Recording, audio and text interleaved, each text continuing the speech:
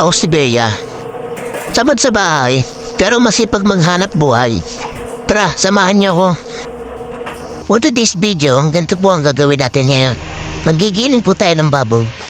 Usually kasi ginagawa namin, magigiling na kami ng madami para dire-diretso na lang po pagbebenta namin.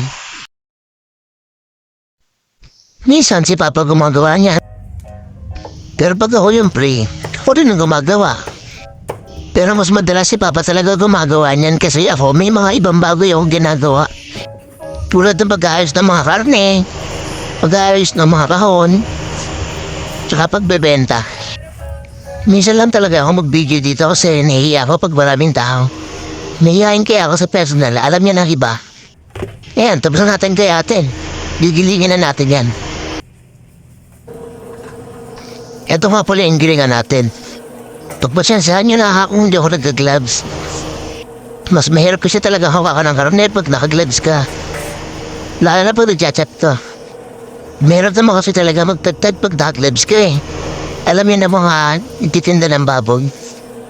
Siyempre, naghuhugas muna kami ng kamay bago kami mag-ayos dyan. Ayan, patapos na rin tayo mag-healing. Yung ganitong ginilang usually ginagamit nila sa spaghetti, ang Shanghai, minsan banggis na. Ayan, tapos na. Ayan, tapos na. Pwede na natin ibenta yan. Salamat sa panonood. Abangan niyo pa yung mga susunod na gagawin ko. See you in next vlog.